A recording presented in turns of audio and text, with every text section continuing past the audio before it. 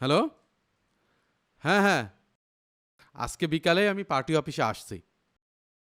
হ্যাঁ, একটা বিষয় মনে রেখো, আজকের প্রোগ্রামটা যেন কোনোভাবেই বামচাল না হয়। হ্যাঁ, আমি টাকা নিয়ে আসছি।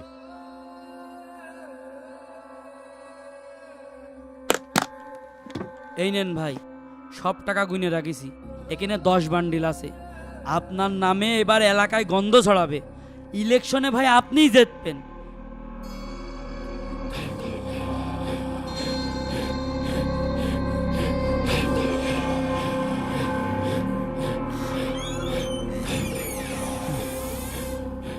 আসসালামু আলাইকুম চেয়ারম্যান সাহেব। ওয়ালাইকুম আসসালাম। ইমাম সাহেব, আপনি এখানে কি বিষয়? চেয়ারম্যান সাহেব, আজ 20 বছর ধরে আমি এই মহল্লায় ইমামতি করছি। আপনার কাছে আমি কোনোদিন কিছু চাইনি। আজ আমি একটা বড় বিপদে পড়ে গেছি চেয়ারম্যান সাহেব। আমার ছেলে সজীব রে পুলিশই ধরে নিয়ে গেছে।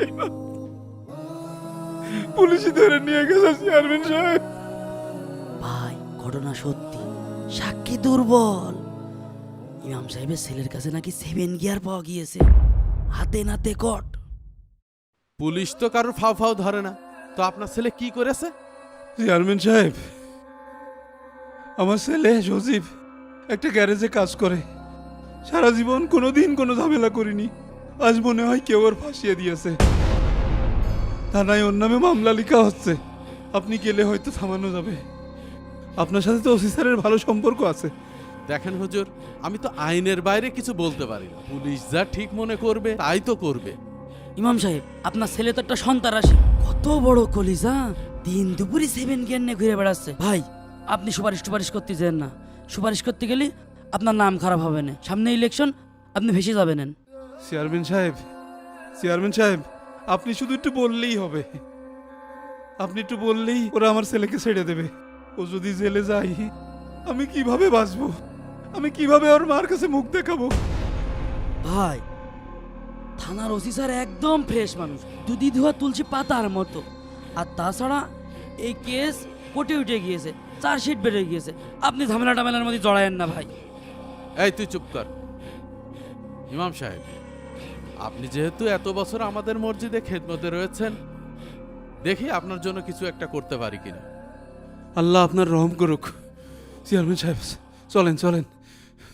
চলেন।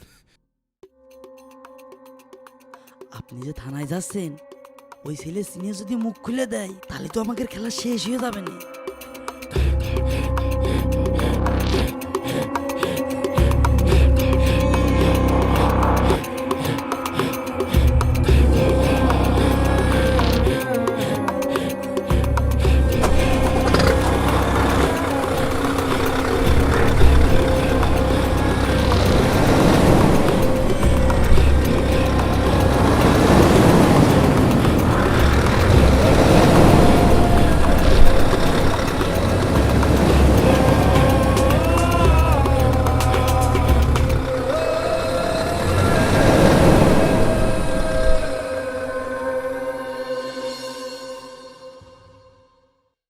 ইমাম সাহেব, আপনি এখানে একটু বসেন, আমি স্যারের সাথে একটু কথা বলে নিই। আচ্ছা, আমি কেন বসছি। আল্লাহ তুমি বিপদ মুক্ত করো। আল্লাহ। আসসালামু আলাইকুম স্যার, অনেক দিন তো হলো। আপনি তো আমার বাসায় 1 কাপ চা খেতে আসলেন না স্যার। চা খাওয়ার কি আর সময় আছে ভাই? থানায় তো শুধু চার্জশিটের উপর চার্জশিট, একটার পর একটা কেস লিখতেই আসি। আপনি তো আমাদেরই লোক স্যার, একদিন সময় করে আসেন। স্যার, শুনলাম ইমাম সাহেবের ছেলে নাকি ধরে নিয়ে আসছে। হ্যাঁ, আজ সকালে একটা ছেলের ব্যাগে অস্ত্র পাওয়া গিয়েছে। একটু খবর নিয়ে দেখি, ছেলেটা নাকি আপনার ওয়ার্ডের। স্যার, ছেলেটা অনেক ভালো, কোনোদিন কোনো ঝামেলায় ও জড়ায় না। কেউ ওকে ফাঁসানোর চেষ্টা করছে স্যার। স্যার, যদি একটু দেখতেন, থানাটা তো আমাদেরই। আপনি যখন বলতেছেন তখন তো কিছু একটা করতেই হয়, কিন্তু বুঝতেই তো পারছেন উপরের চাপ, রিপোর্ট দিতে হবে। স্যার, এটা রাখেন, কেসটা একটু সাইড করে দিন। ছেলেটা যেন স্যার কোর্ট পর্যন্ত না যায় স্যার, একটু দেখেন স্যার। ঠিক আছে, আমি দেখি কি করা যায়। ইমাম সাহেব, আমি ব্যবসা করি, নেতা হওয়ার জন্য লক্ষ লক্ষ টাকা ইনভেস্ট করেছি, শত শত মানুষের ভোট কিনেছি, এমনি এমনি তো আমাকে কেউ ভোট দেয়নি। চেয়ারম্যান সাহেব, আমি তো মাসে 5,000 টাকা বেতন পাই, সংসারই ঠিক মতো চালাতে পারি না। এখন আমার ছেলেকে ছাড়ানোর জন্য টাকা কোথায় পাবো? তাহলে আর কি, ছেলে ছেলে থাক, ওর ফাঁসি হোক, আর আপনি কোর্টের বারান্দায় ঘুরতে ঘুরতে স্যান্ডেলের তলা ক্ষয় করেন। আপনাদের মতো গরিবের এই একটা পথই খোলা আছে। না না, আমি আমার ছেলেকে মুক্ত করার জন্য কিছু একটা করবই। আমি টাকা জোগাড় করবই, আমি টাকা জোগাড় করতে যাচ্ছি। ও তাহলে তো হয়েই গেল। শোনেন, আপনার জন্য 25,000 লাগবে, অন্য কেউ হলে তো 50-এর কম হাতই দিতাম না। আপনি যেহেতু ইমাম সাহেব, আপনার জন্য এতটুকু ছাড়।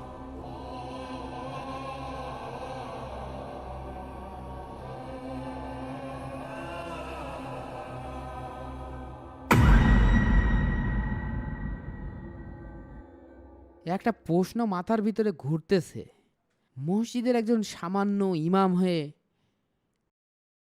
এত টাকা এত অল্প সময়ে কোথায় পেল? প্রিয় ভাইরা, আজকে একটা গুরুত্বপূর্ণ কথা বলার আছে।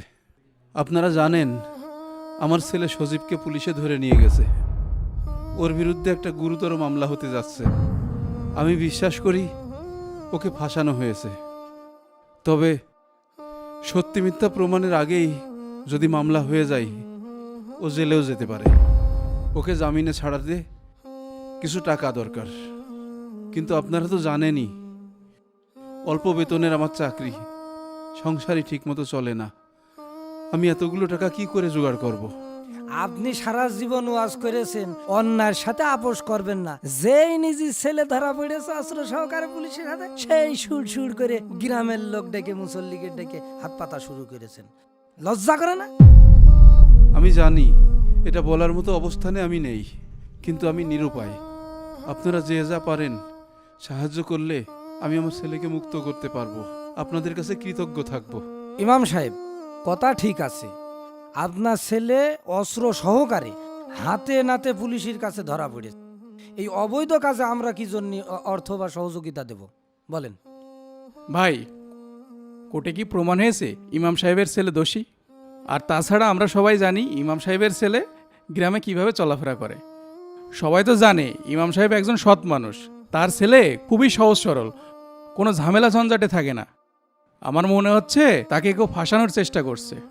বলা যায় নাকি, যদি প্রমাণ হয়ে যায় তখন এর দায়ভার নেবে কিনা? আপনি নেবেন?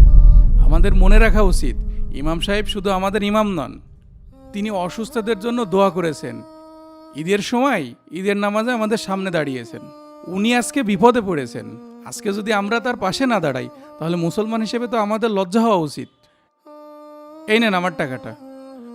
ইমাম সাহেব, আপনি কোনো চিন্তা করেন না, আমরা সবাই আপনার সাথে আছি। এই যে আমি 500 টাকা দিলাম। দেন দেন, ঠিক ঠিক দেন, সবাই দেন।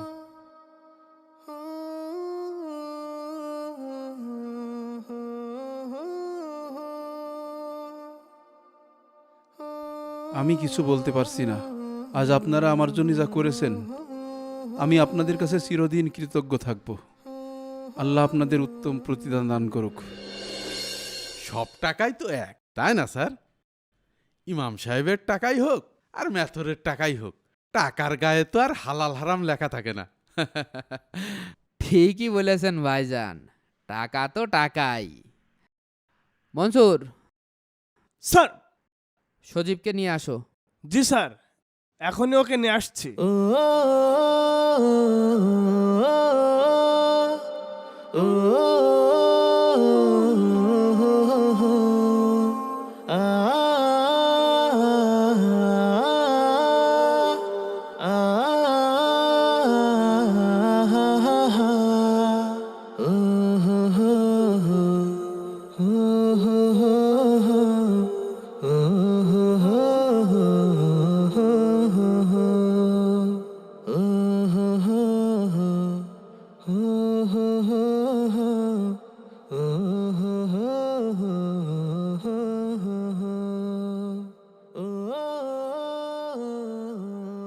আয় বাবা, আমার বুকে আয়।